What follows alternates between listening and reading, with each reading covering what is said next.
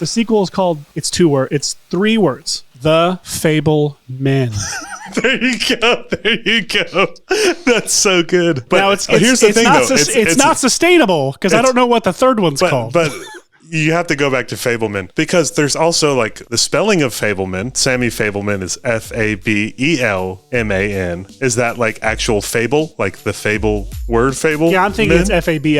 Yeah. So we changed it to that, and we go back to Fabelman 3, whatever that is. Fabelman rides again.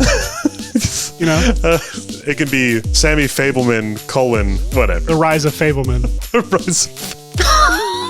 Okay, so the Fabelman. That's honestly what the third one would be.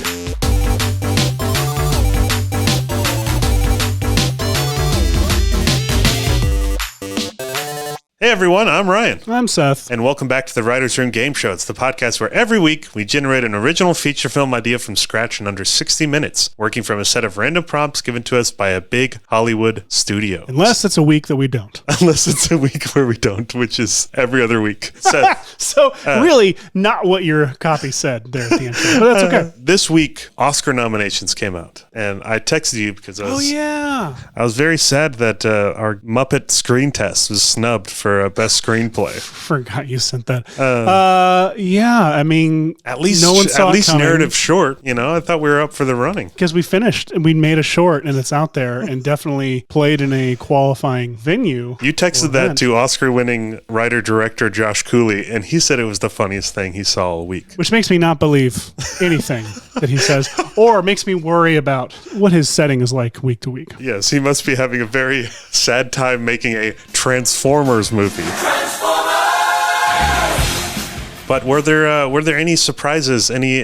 I know I'm with Oscars. I always get excited about the Oscars, and then my excitement usually turns like they're just awards. They're a bunch of movies that I really love never get nominated for Oscars because they're not quote unquote Oscar movies. But this year I feel like I was kind of pleasantly surprised with some of the nominations. I just don't care throughout the year, and then I realize like one Sunday evening, oh, it's Oscar night. Mm-hmm. And I turn on the Oscars about 2 minutes late. And then I am just like 800% all in on the Oscars. Yeah. Tweeting. Yeah, totally. And so I saw the nominations and it's kind of like, I'm excited by what I saw. As always, really, really bummed for the Everything Everywhere crew that the VFX team specifically I think they weren't even submitted for like budgetary. They weren't even on the short list. Yeah.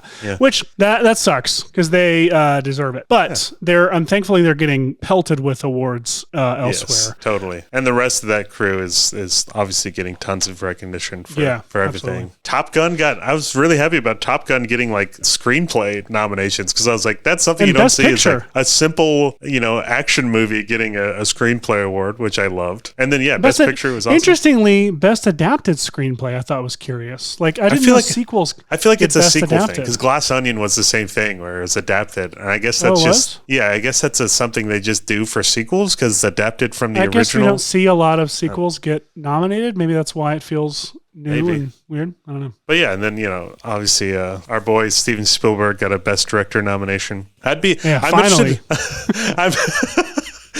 He has lost a ton, but I'm interested to see whether Spielberg or Daniels takes Best Director because I feel like it's got to be one of them. Do you think that Everything Everywhere is actually going to clean? I don't know. I think it's going to do really well. Okay, we'll come back to this. We'll come back. I could see it going. It feels to me like it's more likely that Academy voters won't. I don't know. It feels like I just know it got like most nominations out of every film, which to me people seem to be excited about it. Good. I mean, I'm not saying what I want and what I think deserves. Yes, I'm saying I know what I think. I know it was your favorite movie of last year. So, but then we got to talk about Jordan Peele too, and how Nope was completely shut out of every award. That doesn't surprise me because it doesn't surprise me. It just sucks. It sucks. Did Us get a lot of nominations? No, but I feel like Nope is one of those. Us didn't get, I don't think, any nominations, but Get Out won original screenplay. It got, Well, yeah, and Get Out was just such a cultural, it was so significant culturally. And so I feel like Us and Nope wasn't didn't have that. You know what I mean? To me, at least like cinematography or like direction, something like that. Like it feels like Nope cinematography was like a shoe-in for for best of the year. But who knows what the Academy's cinematographers what they love. Well, let's go to them to find out. Please welcome every cinematographer in the Academy of Motion Picture Arts and Sciences. Imagine our Zoom, just like 30 cinematographers popping up. Well, you're on the Everything Everywhere episode of VFX and Chill. Oh man, yes, the entire crew was there. Which was a very strange OBS scene. I'm getting a call, Seth. I'm gonna take this. Should I put it on speakerphone or take it myself? No, take it yourself. Okay. Hello, studio? Take that shit yourself. Hey, how's it going? Yeah. No, I'm doing good. We're just talking Oscars. Oh, you want to make an Oscar-nominated film? Okay, we'll try our best at writing it. Okay. All right, we'll check our emails. Thank you. Bye. They're wanting some movie magic today, Seth. They sent you an assignment? They did. Now, before I read it, I want to say I'm going to do the unthinkable today. Okay. I'm going to attempt to do the unthinkable today on the show. I'm going to eat a snack while we record this episode. Wow. Yeah, I'm going to be hitting the mute button a lot, but I feel like I should get a snack too, just to really make our listeners I'm just hungry. for listening. I'm not going to record. Hopefully, I'm not going to record the snack, so you won't worry about it. But okay, the email. All right, so things are interesting this week. Seth, are you eating right now? Not yet. Gross. Are you? Quit it. Quit it. The people know that my eating doesn't sound like that. There's a mustache in the works and those sound effects. They can tell. I guess I have as much mustache as you do now, just with extra beard as well. Yeah, you got more hair than me. We're moving on. John, so the assignment this week is not broken up into genre, tone, demo, mandate, or while it's literally one singular assignment, which is the studio, despite disappointing box office performance, the studio would like us to develop and pitch a multi-picture roadmap for the Fabelmans cinematic universe. Wow. Okay. This is just what we were hoping to get a few weeks ago. Just what we were hoping to get. Incredible, the timing of this assignment, Seth. The studio knows exactly what we want to make. I wonder if they listen to the podcast. Yeah, That's probably what it is. Okay, well, I think we can make that work. Come up with a multi-film franchise, Fabelmans franchise. Yeah, we might essentially what Cameron and his team did with Avatar. Just plan out several pictures going forward. They did not specify how many pictures. I'm mostly excited just about the naming of these titles. If we're going to go for a Fast and Furious kind of anarchy, or we're going to add some subtitles in there. But go ahead and email the studio. Are we going to continue the Fabelmans name, or is it just going to be called Fabelman 2? Or I'm excited for F4 Bullman for the fourth one. F4 Bullman? F4 Bullman. Forbelman is what it should be. The Forbelmans, the Tubermans, the Threebelmans, the Forbelmans, the Fivebelmans. 7 Bullens is a little too much. Go ahead and email the studio back to let them know. It's actually, that's when it cycles back to the Fabelman 7. It's the only place where there's an S. What? Okay, let's get to work on this. I'm going to start our timer, and you know what that means? That means I need you to do something. I need you to take the soundboard. I need you to strike it. The Writer's Room game show has begun. Strike Something the soundboard. Very dirty about the word strike it. About the two words. Okay, so previously on Fabelmans. Previously, I'm 24. The Fabelmans. We saw young Sammy Fabelman. Walking off the horizon, to begin his film career. What's funny about this is there were no specifics in that movie except, specific people in the film industry except John Ford. And so technically, Sammy Fabelman doesn't have to have Steven Spielberg's exact career. I don't like that at all. That's not the plan here. No, I know that's not the plan. I'm just commenting on the actual movie. Is what's funny is if you continue it, he probably directed some episodes of Columbo right after. Are you saying out there is also Steven Spielberg? So yes, Sammy Fabelman is out there in the world alongside Steven Spielberg? Yes. If John Ford exists, that means probably Steven Spielberg exists in this universe. I never thought about that. No, Sammy Fabelman is Steven Spielberg. Right. So we need to talk about then what, but before we've joked about this briefly, on the last episode, that there'd be basically his television career, starting, going through Night Gallery, through Columbo, and then, which by the way, did you listen to the Smartless episode with him? No, I haven't listened yet. Do they get into his He tells a story I've never heard before, which is great. A new Spielberg story? Well, it may not be new, but it's new for me, which there are rarely new Spielberg stories for me. Yeah. I'm not like some expert or something. I just feel like I'm it's just Spielberg. a freak. Yeah, I get it. He didn't say what show he was directing. He didn't say who the actor was. He kept him unnamed, but there was an actor who I guess had wanted to be a director, but hadn't panned out. And he didn't do anything Spielberg told him to do throughout the entire shoot. And the last shot, they was in a conference room, and the character was supposed to get up and walk out the office door. But the door he was supposed to go out of, I was actually just on the set was a tiny little room, like enclosed space with like walls. And so he'd go in there and he had to go in there and shut the door and stay there. Have you heard the story? No. So this guy on the last take, he does a scene, he gets up, he's totally professional, walks out the door into the tiny closet, shuts the door, and he's supposed to wait in there until Spielberg says cut. And Spielberg just told all the people at the conference room table to improv. And he let them go for like 5-10 minutes of just, maybe not 5-10 minutes, but whatever it was, like a while, let them talk. And until finally he called cut, and he prepared to just be yelled at. And the guy just walked out the door and out the studio. But I loved this idea of him just not calling cut and letting the man sit in the tiny closet room. Classic Fabelman. Classic Sammy Fabelman. Classic Sammy Faye. So let's talk about, where Spielberg's career went from here. There's the TV. So of course he talks to John Ford. He walks down, the studio, the lane of the studio or camera tilts up to get the horizon on the bottom. Does our movie start right there? Or do we continue it right there? Or are we going to maybe cut forward where he's already working in, because he jumps into TV, right? Do we have his sneaking into Universal and making his own office there, like the rumor is? Oh, okay. Or I was should have never eaten a snack on this show. Hang on. Seth is eating seems to be maybe a granola bar of some sort? No, it's Lance Toasty peanut butter sandwich crackers. Oh, okay. So you're a peanut butter guy. Let's see. We have to include the sneaking on. Yeah, we got to. Now, I think that's Fabelmans too, for sure. Now, I'm thinking like open-wise, we open with like Catch Me If You Can did. We open with a TV, like a TV special or something he directed, like starting.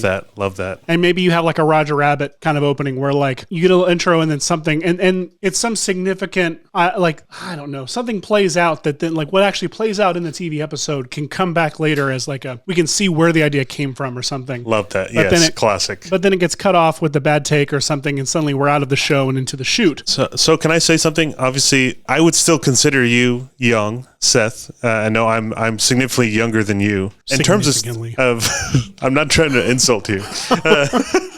But in terms I'm fresh, I'm vibrant. And in terms of Steven Spielberg's TV career, he did an episode of The Night Gallery, a few episodes of Marcus Welby, MD. He did an episode of The Name of the Game. Yeah, he was 22? Psychiatrist, Owen Marshall, counselor at law. And then the only thing that I've seen TV-wise that he's directed is his Columbo episode. I have no knowledge of any of these other TV shows. I've seen his Night Gallery episode. I don't remember anything about it. I don't even know what these shows are about except Columbo.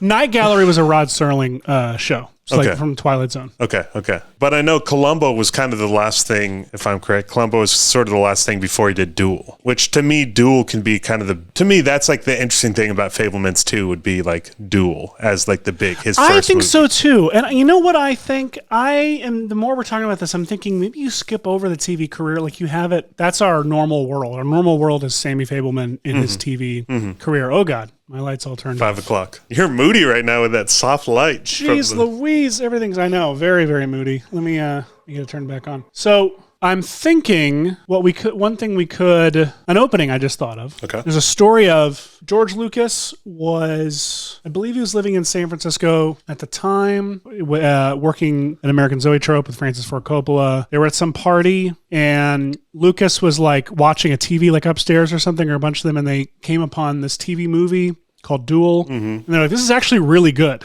Like, this is really good. And then that's how they became friends. That was the first thing he saw of Sammy Fabelman. That was his first, I think that was his first exposure to him. So what I like is this feels very like season 2 of a TV show. Yeah. Is opening, like a cold open of our movie, is actually a party at American Zoetrope. And we realize that his character we're looking at is George Lucas. And we're introducing George Lucas into the story. And I like the idea of George Lucas, Francis Ford Coppola, Martin Scorsese, Sammy Fabelman.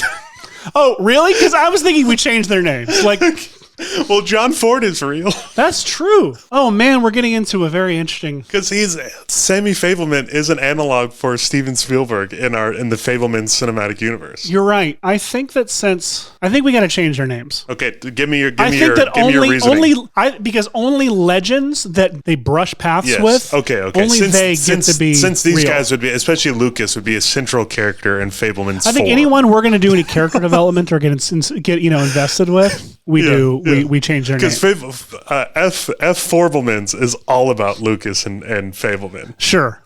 Yeah, I can see you wanting. You're looking at me wanting a laugh, and you know what happens when that happens. I have resting laugh face, and no, I do too. My podcast face is that, and I'm trying to stop it. Like I'm actively trying. I have podcast voice and podcast face, and that podcast face is me making some dip grin on my face, like waiting, thinking everything I'm saying is hilarious, and my podcast voice sounds like I'm making a grin. And well, anybody that hears me talk ever is like, yeah, he's probably smiling right now. But that's why I love you. It's one of the things I love about you. Let's get it. Okay, so we start maybe with on the screen duel. It's funny because you've got a mustache that's frowning to offset the constant smile. But we start on Duel, like little footage of Duel, and come out of the TV, and we're in a party with Luke Georges, Luke Georges.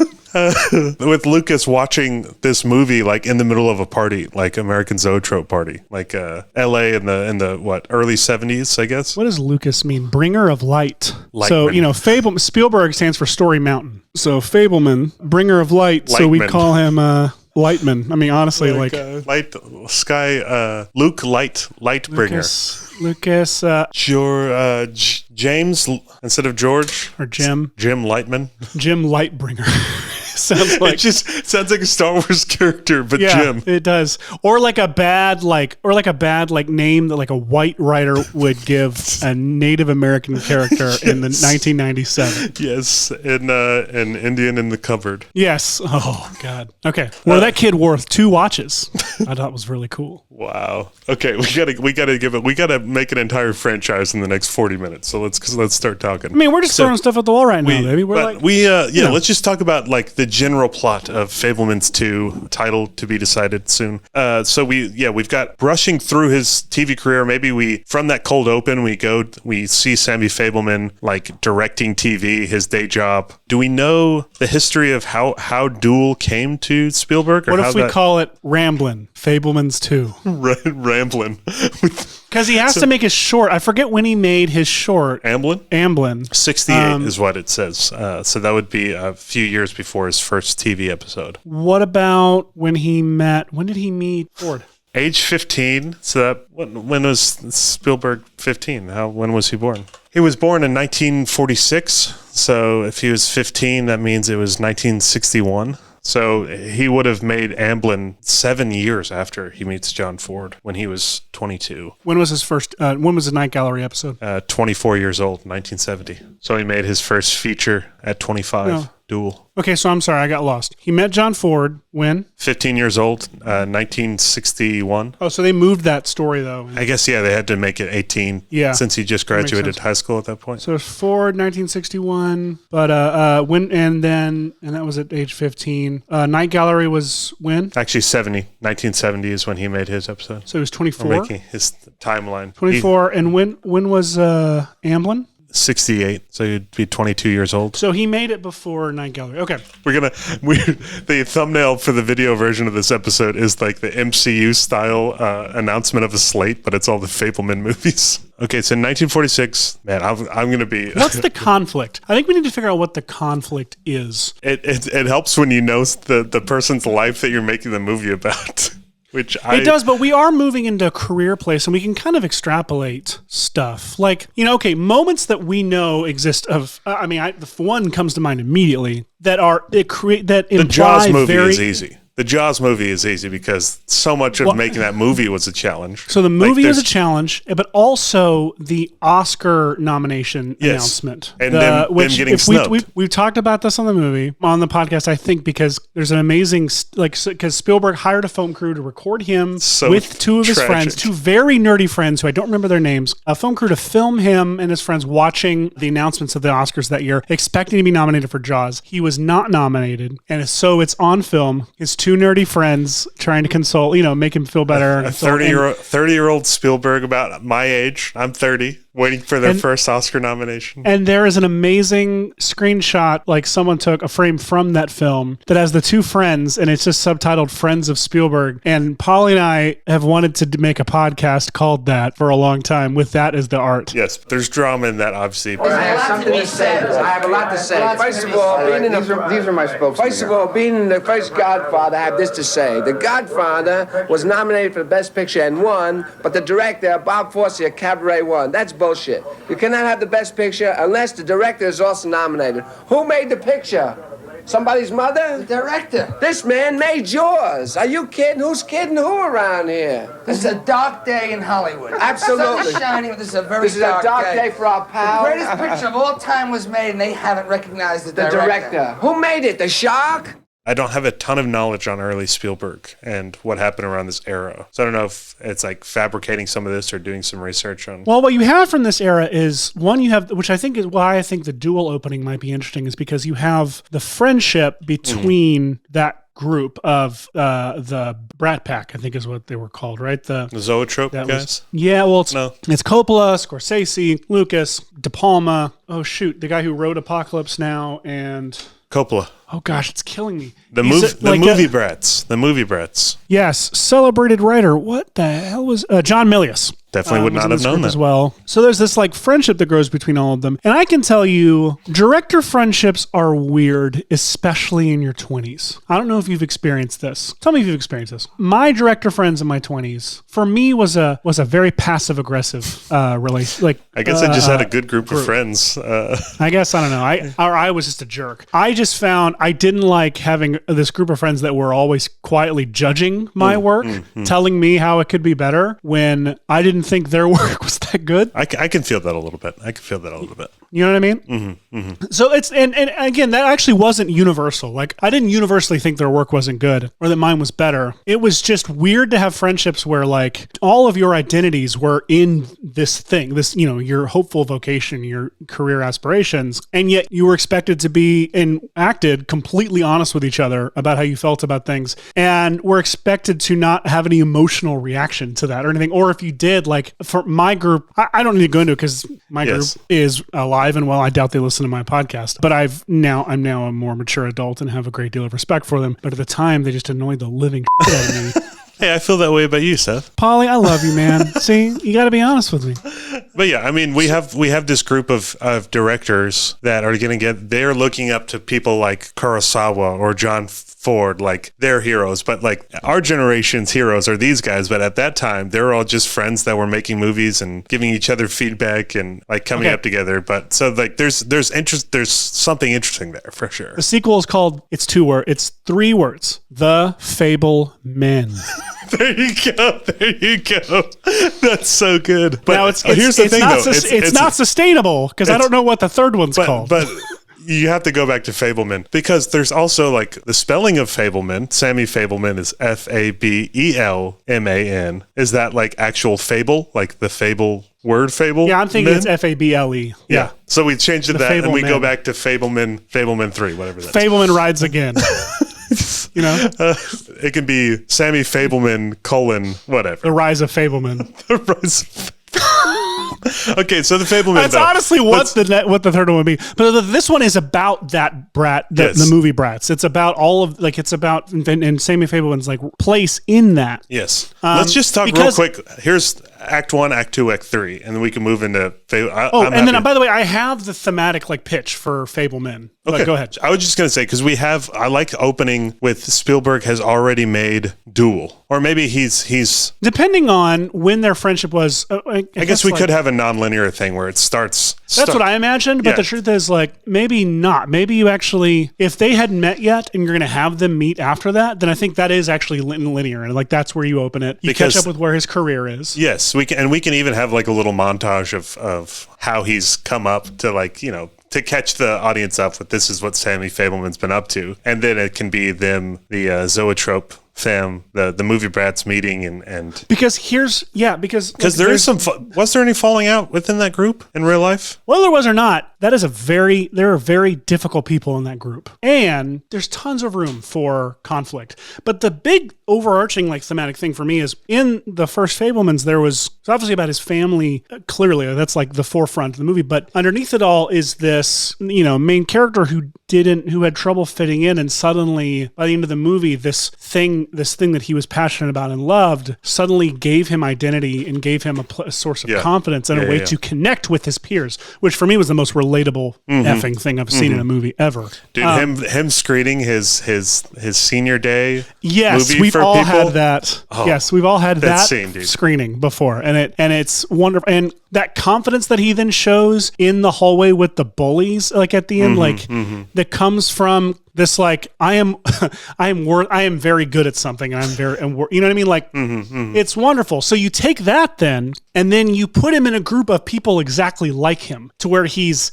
not unique. He's no longer has that thing that he's good at to be able to lean on for self-confidence. And so it's challenged because in this group, it's democratized and he is equal and has no significant purpose or meaning. And all of them, of course, feel that same way. So they're all trying to act in a way that singles them out from the rest of them. And there's a quiet competitiveness that's going on between all of them.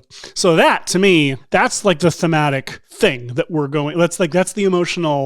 I love that, dude. I think that's enough to pitch the movie, and we just for ending. Not that we're pitching this movie to a focus group because we don't have one today. And then we can talk about where that movie ends up. And I think a natural place to me is maybe Jaws. Ending right before Jaws, possibly, because that's a good chunk of Spielberg's career that we're covering. Basically from the start of his professional career to his first breakthrough. How big was Sugarland Express? That wasn't a huge commercial success like Jaws, was it? No, not at all. We can even like skip over that depending on what I guess just it depends on these movie brats. What what is he trying to prove, and how does he get it? Like, is the success of Jaws? Because I know is like Jaws then became the highest grossing movie of all time, and that's when they started being like, there's the blockbuster guys in our crew, and then there's the art film guys in our crew. And then George Lucas then came along, and so part of me is like, do we include those movies in the Fabelmans? That might be Fabelmans too. Or Fabelman. I think that's probably that's kind of what it's ramping up as the climax are these big movies and the commercial success and that breaking sort of. The ending is finding a way to have them work together, and it's them on the beach building a sandcastle and saying, "I want to make a James Bond movie forever." And so opening with George Lucas is interesting because then you're working them toward each other to be like this friendship found in. Yeah, because when did they start developing Indy? Like Raiders. They were at the beach for the premiere of Star Wars. Okay, so 77. So Lucas had made Jaws. Mm-hmm. This is actually interesting because Spielberg had made Jaws. So 75, we got Jaws, and then Close Encounters and Star Wars are both 77. And Close Encounters, there was the famous bet between the two of them. They each got a point in each other's movie because they each thought that the other person's movie was going to do better than. Love that. And now Spielberg clearly is still getting money from Star Wars. So what's interesting about that is Jaws, you have Sammy earn that confidence back in himself and his own like achievement, but then you have Lucas, Jim Lightman. Yeah, Jim Lightman. You get where I'm going with this. Like yes. you then you have his success, and then you have the two of them on the same level. Once on the same level, but both confident being on the same level. It's almost like you want to have a group of characters that are going to They start all on the same level, but then they all are competitive, so they all want to be above like the other constantly. And then you get those two central ones finally to a place to where Spielberg shoots up this way, and then Lucas shoots up this way, and then ends on with them both on the same playing field level again, but confident in being on the same level and like able to collaborate and work together. Yes, that's our love arc, that. right? That's the movie. Yes, and then we have our big blockbusters as well. It's kind of like the rise of these two guys, and yeah, it's a friendship story to an extent. Like that's 100%, where the 100%. the first movie is about family and a relationship between a son and his parents. This one is a man and a man friendship. Polly, this is actually good. Like I actually love this. All right, The Fabelmans. The Fabelmen. That's movie number 2, and I think So the third one, Jim Lucero. Lucero is a Spanish, not that he would be Spanish in any way, but it's the Lucas translation in Spanish. it still doesn't sound enough like George Lucas. You know what I mean? But Sammy Fabelman, Steven Spielberg, I guess those are pretty close. yeah, like Lord Dukas. Lucas, So name. the third one, I think the third movie is about love. About finding love. And it's what's interesting is Spielberg has always had sort of a complicated romantic, like he's had a few different partners over the years. Yeah. But he was probably having kids around Amy Irving. Look up Max Spielberg. When was he born? It was when he was married to Amy Irving. 85. So yeah, it's right after Raiders, like in that area is when. And then he's producing Back to the Future in 85. Yeah. This is where you get Zemeckis into the story, like as a B character, like a supporting character. You also Kathleen Kennedy comes in at this point as well. So you have that's fun. That's fun. Important women in his life. Yes. It's the movie about women. What's also fun is I don't know if we want to skip over because of course we got Raiders in 81 and the continuation of Lucas and Spielberg as a friendship, but then we have E.T., which is also a massive hit. Temple of Doom in 84, and then he starts producing all these other movies. We've got Temple of Doom. By the way, Lucas has gone through. Okay, hang on. Oh. Find out when Amy Irving's divorce was, and find out when Lucas's divorce from Marshall Lucas was. Well, it's like let me think through too, because there's okay. Keep thinking about that. But he also starts executive producing a ton of different movies too. Like we have, of course, the ones you don't like, Gremlins, Goonies, but like other massive hits for other people. Mm-hmm. And then now he's just like a savant. He's a legend. And then we have like Color Purple, Empire of the Sun, a little bit more like dramatic, fare as well. So like there's he's obviously doing tons of different stuff than you would expect from him at this point in his career as well. So there's like on a career level, that's really interesting to me as well. Absolutely. And so, but you also, they always talk about Temple of Doom was so dark because Lucas had just gone through a divorce, is what he says. So it makes me wonder, did Lucas go through a divorce before Spielberg did? And if so, that can be like a storm cloud on the horizon. It can be the like bringer of 1983. And when did Amy Irving and Steven Spielberg divorce? I've got a whole relationship history of Steven Spielberg. This feels so weird. Oh wow, it does. Yeah. Amy Irving, 89. That's when the end of their relationship. Okay. So 6-year difference between them. When did he marry Debbie Allen? Kate. Huh? Debbie Allen. No, that's a Kate Capshaw. I'm looking at his full. Oh, okay. Like a lot of ladies. This was before Amy Irving. Kate Capshaw, 1988. Wait, divorced Amy Irving 89, but married Kate Capshaw 88. This is probably not super accurate. What I'm looking at doesn't sound like it. 91. They got married in 91. And I think that what's great is she's in our first act on Temple of Doom. She's a central character. Yes, of course. Right? Yeah, she opens the movie, right? Of course, right? I mean, she's she's at least there in the first act as this woman, and then comes back around in the third act, like once he's lost everything, and not knowing the timeline, if he was like they were dating before he divorced Amy Irving or whatever, but I'm not sure I don't know the timeline. But my point is, she then comes back around in the third act as the happy ending of this movie. Real quick, you look up Max Spielberg birthday, and it says June 13th, 1985, and it has a few photos of Spielberg and Max, and then it's like older Spielberg posing with J.J. Abrams, and it looks like the person who put these photographs together thought grew up to be J.J. Abrams. Oh, so inspiring. And speaking of Spielberg, Max Spielberg, of course. Max Spielberg. Go ahead. I was just going to say, speaking of Spielberg, if you pull your child into the frame, I have a painting of my dog by his daughter Sasha Spielberg. By Sasha Spielberg. Keep me wanting to do that. That's awesome. It's incredible. I hold it close. At all times, I just hold it with me. Yeah, keep your friends close. Keep your paintings of keep dogs your heroes' children's paintings of your dog closer. Yes, I love the idea of this movie of being about love and his relationship or relationships. Is it weird? Relationships, and the thing is, like, because we also have we can have callbacks too to the first Fabelmans. We have this conversation with his uncle Judd Hirsch, and how he talks about how he always wants to be a movie maker, and that's always going to be priority over family, over relationships, and that can just be a continuing thread through, because we have Lucas, who their whole relationship is built upon the movies, where we have, obviously a different kind of relationship with, I'm sure that's been a continuing conflict in whoever he's been dating or married to throughout his life. Absolutely. What's interesting is he's meeting his future wife on the set of the movie that, the Lucas always says was so dark because of his divorce. Mm-hmm. You're living in like the cloud and the shadow of a divorce, which you read. So I guess Temple of Doom kind of would be the beginning of our Fabelmans 3. Possibly. I think Fabelmans 3, which could be called the Fable Women. And if you could find a way to tell a story, like have Kathy Kennedy be like the professional work, like the work. No, hey, how about Mrs. Fabelman? I don't like that. I don't like that at all. I'm sorry. I like the idea of going back to the spelling of Fabelman. Anyways, we'll get there in 4. Let's find a way to get back to that in 4. Okay. The fourth one is just called Fabelman. That's the reboot. Yeah, just Fabelman. It's just called Fabelman, and it's about him and his legacy somehow. Like it's about like the institution of Fabelman. Yes. And what it's like. What it's like. Honestly, the 4th one has to be like about what it's like once you've conquered everything. I wonder if anybody is going to enjoy this episode as much as we are right now.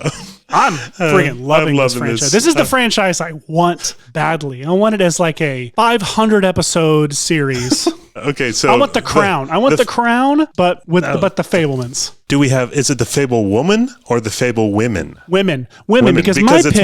Multiple. We have his failed marriage, and then we end with. Well, my Kate. pitch is not just about marriage. My pitch is that if this isn't too problematic, which I can see how it could be, I am fully aware and open to the potential criticism of this. But because in this period of time is also when his relationship with Kathleen Kennedy became like where he promoted her to producer on E.T. Mm-hmm. Oh, that's great. She's also a Fable woman, right? That's what I'm getting at. Yes. Is like his not just romantic relationship, but also like professional, like the professional relationship with Kathleen Kennedy. Yeah, so it's not a movie that's about the idea of women in a man's life. It's about literally the women in Spielberg's life and that made him the person that he was. Yes, and I think so. I think that like Kathleen Kennedy is a central figure here in the way that Lucas was in the previous one, and you have Kate Capshaw gets to be there in the first act and then come back in the third act. Mm-hmm. But Amy Irving, it can actually be a story about, I don't know how interesting that is. I don't know much about it, but you get where I'm going. Like, yeah, that's my pitch. And then the 4th one is called Fabelman, and it's about the idea of when you're Steven Spielberg and you are Steven Spielberg, like how do you continue to stay challenged and relevant? And here's like, the thing: we're coming up on the 90s, sort of the Jurassic Park and Schindler's List in the same year. We have Spielberg in his most technical, creating complete new technologies with ILM to create these blockbusters, while at the same time making one of the best sort of World War II, really dramatic, really dark, really like we have the two sides of Spielberg going simultaneously. You should definitely watch, if you've not seen it,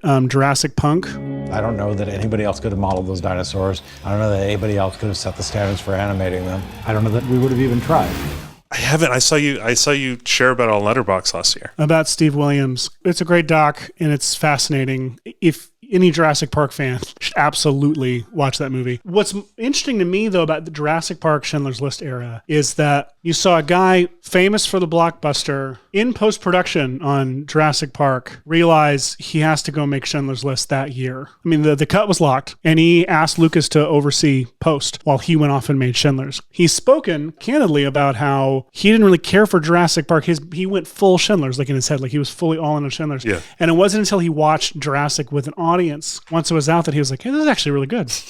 So It what's might have interesting to made me one is, of the best blockbusters of all time. and then he went after Schindler's. There's a couple year break, and he needed to get his feet wet again. And he was clearly only interested in like doing prestigious, motion pictures now. But it'd been a few years, and so he was like, "I'm going to make The Lost World." Partly because I hated Jaws 2, and I don't want to give this away to somebody. I want to be in control. Yeah. And so he did Lost World to get his feet wet before diving back into movies that he really wanted to challenge him and wanted to make. And he talks about how like week 1 on Lost World, he realized I am checked out. Like I'm not into this, and let David Koepp, second unit, direct a large amount of the movie. Apparently, I've even heard rumors and stories that he was directing large portions of The Lost World from his office in Amblin. You've talked about stuff that was being shot on the Universal lot. Which I don't want to say you can feel that, but I mean you kind of can, and yet it still has masterful scenes. Except that RV scene, which is one of the best. Which is the one that I hear he directed from his office. No, it was shot on the Universal lot on the side of the Universal parking garage. That scene is so good. It's if you go to a general meeting at Universal and you park in a parking garage, that's the one they hung trailers off of. That's what I could be totally wrong about that. So you have this interesting transition that happens then. And after that, you get Saving Private Ryan, which is interesting. It's hard to make a movie out of that though, Yeah. But you do have this reconnection with his dad. He talked about Saving Private Ryan was like allowed him and his father to reconnect in a way that they didn't before. And Yeah, I mean, Fabelman. What is a Fabelman? Because, that's an interesting, and like if we're going in sequential order of his career, that's kind of where we are. And it seems like each of these movies has a very specific theme. And if we're focusing on like Spielberg as a person, just him, I'm like, that's kind of what the first movie sort of was. I mean, it was about his parents, but it was a coming of age story. But then the second one is about friendship in industry, like friendship in industry and in creative industry specifically, and adult friendships. The third one is largely about romantic relationships, but also just about the women in Spielberg's life. The fourth one, my original pitch on this, however many minutes ago, was about. Love it. Ryan just texted me the Fabelman thumbnail that Renee's going to put on the screen right now. That's what you were doing. You were looking for Fitz. You were looking for Fitz and putting it on the. No, it's a very specific font. That is. It's not Fitz. It's Della something. Della Robia. So I got a free version of it. Ah, nice. Anyways, please get back to here before it's distracting us by designing things in the middle of our show. And here's the thing. We have my thing. Oh, sorry. My thing that I pitched several minutes ago was we talk about when a director gets to a point to where they've conquered their main, like they've scaled the mountain that their whole life been hiking toward. What is on the other side of that mountain? And it's the rest of your life. Like, so what do you do with that? How do you find meaning in that when you no longer have a mountain ahead of you? Top of the world. Yeah. Okay. So that to me is possibly an interesting starting point. I think that's interesting too, and there's some beloved characters from the Fabelmans franchise that we can bring back into the fold. People like... And that his parents. Yes, his parents. Of course, we have... what are their names? I'm trying to remember their names in the movie. I know. In real life, it was Leah, Adler, and... No, but we're not in real life. We're in the Fabelmans cinematic universe. I'm trying to see if that walked me Mitzi, back to we got characters. Mitzi and Bert. Who, of course, Mitzi's off with Benny. They live. By the way, they reunited. Like, what year did they get remarried? I think it wasn't until they didn't ever remarry because Bert was married to a new woman. But in the Fabelmans universe, Bert is married to a new woman, and they are best friends with Mitzi because Benny has died and Mitzi has come back to the fold, and they all are just really good friends at this point. Okay, which is obviously based in real life. But I think that wasn't until like the last decade of their life. Yeah, because that stuff was not in the A&E biography that I watched in high school. Yes, it was in the HBO. It was Spielberg in the HBO documentary that I watched as an adult. Yes, so we can bring back some of those beloved characters. Should from we the just FCU. Rename this podcast "Friends of Spielberg"? By the way, 'cause I think that's really. I think we have to. Buy our new tabletop game, Friends of Spielberg, the game. I love the idea of us making novelizations of the Fabelmans cinematic universe. I mean, should we drop all of our goals and career aspirations for the next 2 years? I think we should. To write these books books? Fabelman, because I think we need another one after Fabelman. Fabelman is where it's like, this must be the last movie. This is what finishes it off. They called it Fabelman, and then we come out with another movie after that that's going to reinvigorate the franchise. And it's weirdly called Fabelman 2. Yes. That's usually what happens, right? It's like the start of a rebooted Fabelman franchise. I remember I really wanted, before they had named the Lego Movie sequel, before they had named it the Lego Movie 2. What is the subtitle? The second one or something? The second part. Oh, yeah. So I wanted them to call it the Lego Movie sequel and then call the third one the Lego Movie sequel to the third Lego movie. Fantastic. I love it. Yeah. Hey, we have 5 minutes left in this pitch. I think for Fabelman, a fourth movie. What would the fourth movie be, Paulie? Well, that's a Fabelman. Oh, I'm sorry. Wait. So I thought you meant. Hang on. We would have You another. said a fifth one. Yes, we would need another one after Fabelman. To me, Why? because it's in classic cinematic universe fashion. It ends Once you wrap things up, you then wear out your welcome with one more. Yes, exactly. We've So got what a would that Dial one of be? Destiny. This. So I think what we need to do is But that's not what Dial of Destiny is. There was no closure in Kingdom of the Crystal Skull. That's true. So That's true. Last Crusade, doesn't it apply. would have been Kingdom of the Crystal Skull is doing that. But to me, it's interesting to we have a movie like what we just talked about. He's on top of the world. We end it sort of in the 90s. And then with the last Fabelman movie, we have Sammy Fabelman making a movie about his life. Oh, wait. Fabelman, by the way. Sorry, Fabelman would not end in the 90s. That would end in the 2000s because he would go through. Okay, yes. But yes. You would have to have his parents get back together. So it would be like the late aughts is kind of when we would wrap up. Because you get Minority Report, Catch Me If You Can. Yes. Munich would be a really big one. Hey,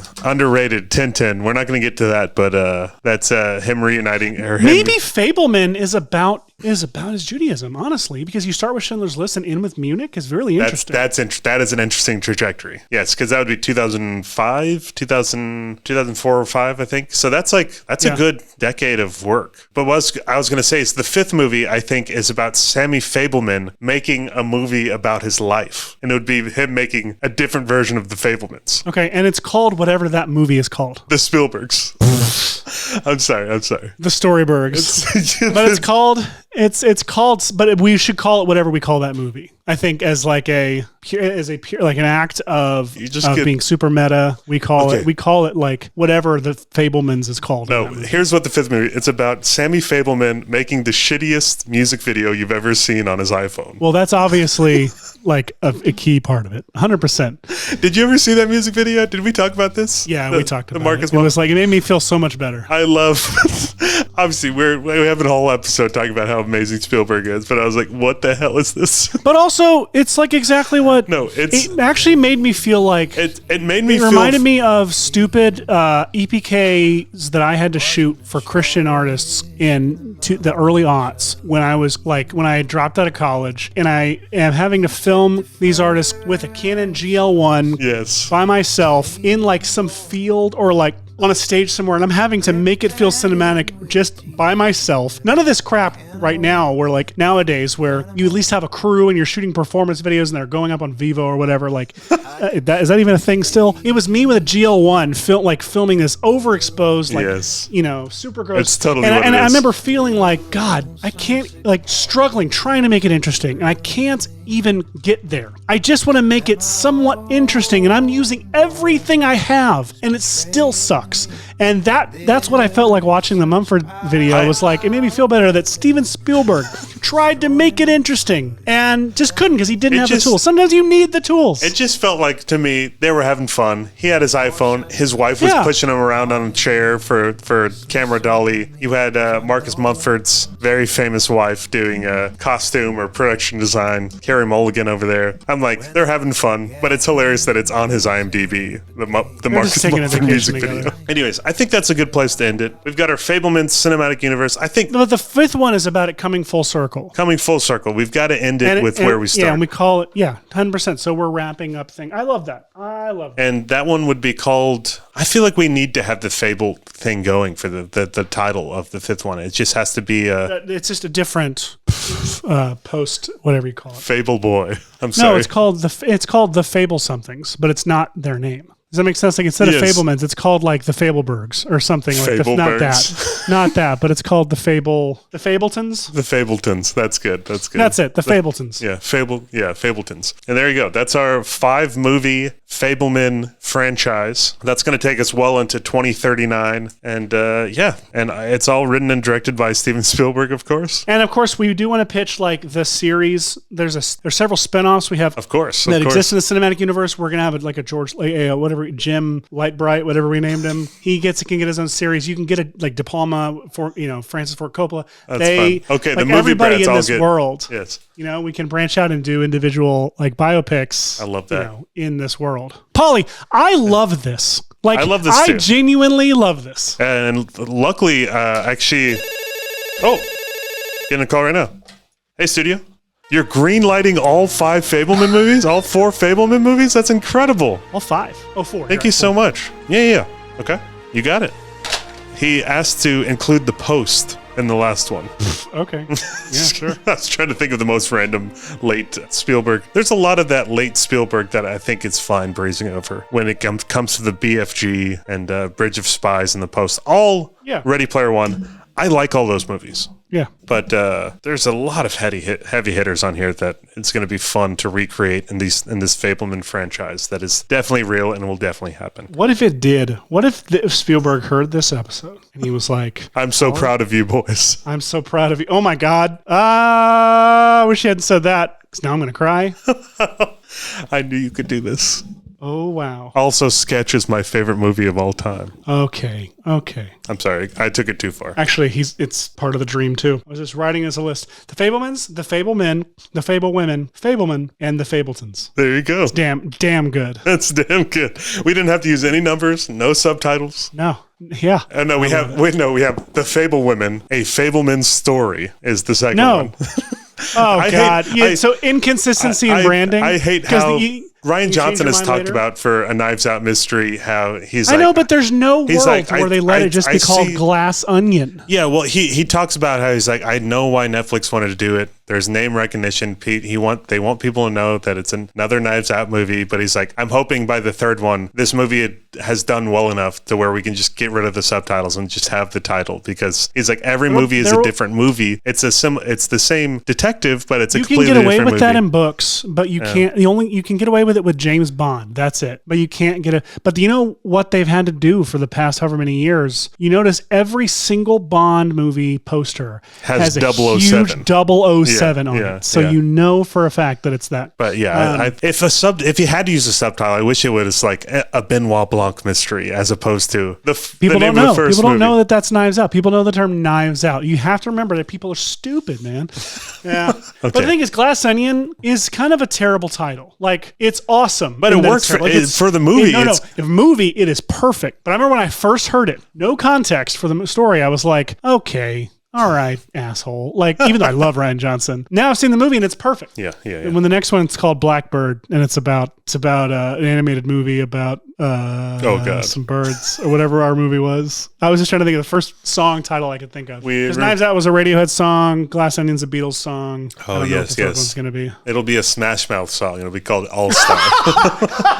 Oh, I hope it's a Smash Mouth song. Okay, and what Rene, I like right now, if you can end real the quick, episode Rene, right there and and fade out to Smash Mouth. No, I want you to fade out to this. I want you to get your hands on the video that Polly took when he stayed at my house last year.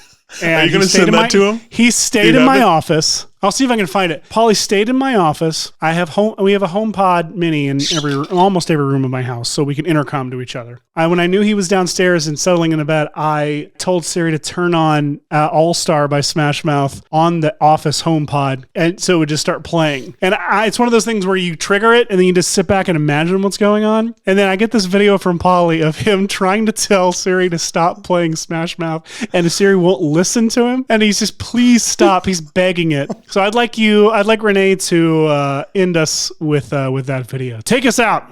Siri, please stop. Siri, stop this music now. Siri, stop. Damn it. The Writers' Room Game Show with me, Ryan Pollock, and Seth Worley. Executive produced by Grant Wakefield at Weekend Video and Ann Fogerty at Plot Devices. Edited to perfection by Rene Gomez. Our art is by your buddy, Meg Lewis, and our face-melting music is by Ben Worley. The Writers' Room Game Show is a Weekend Video production in association with Plot Devices. Learn more about Weekend Video at weekend.video and check out writersroomgame.show to listen to all of our episodes and suggest your own prompts for future shows. And don't forget to rate and review our show on Apple Podcasts. It really helps our show out a lot. See you in the next one. Wait, I ended the episode with my stupid podcast voice. This is it. This is my podcast voice. I It's love so your podcast funny. voice. I hate it. Hey, shut Hate up. it. We love You it. shut the up.